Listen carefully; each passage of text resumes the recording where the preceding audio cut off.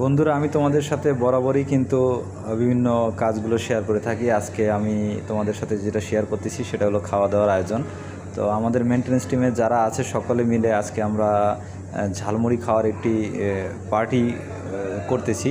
তো দেখতে পাচ্ছ এখানে মরিচ পেঁয়াজ কাটা হয়েছে সুন্দরভাবে। এগুলো আমরা নিজেরাই মাঝে মধ্যে এইভাবে আয়োজন করে থাকি। তো আজকেও সেভাবে আয়োজন করলাম, তো তোমাদের সাথে সেটাই শেয়ার করতেছি।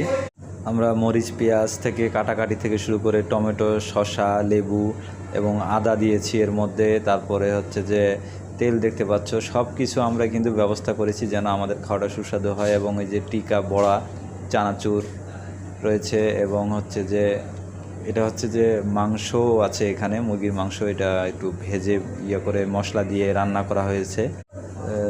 তোমাদেরকে বলবো যে আসো, তোমাদের জন্য দাওয়াত থাকবে। দেখছো ছোলা, এটা কিন্তু বাসা থেকে আমাদের রান্না করে আনা হয়েছে এবং চানাচুর, এগুলো আমরা মিশিয়ে নিচ্ছি। খাওয়াটা আসলে খুবই টেস্টি হবে বলে আমি আশা করতেছি। তো এই ভিডিওটা তোমাদের সাথে শেয়ার করলাম। বন্ধুরা, একটু কমেন্ট করে জানিও যে এই ধরনের আয়োজনগুলো তোমরাও কি তোমাদের লোকজনের সাথে বা কাছের মানুষের সাথে করো কিনা, অথবা বাসায় করো কিনা, সেগুলো আমাদেরকে কমেন্ট সেকশনে জানাতে পারো। তো আমরা এই ভিডিওগুলো তোমাদের সাথে শেয়ার করার একটি কারণ যে আনন্দটুকু সহভাগিতা করে নেওয়ার জন্য।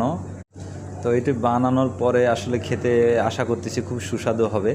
তো তোমরা এর মধ্যে কি ধনিয়া পাতাও আমরা দিয়েছি, এবং তোমরা আরও কি কি দিয়ে বানাও সেগুলো আমাদেরকে কমেন্ট সেকশনে লিখতে পারো।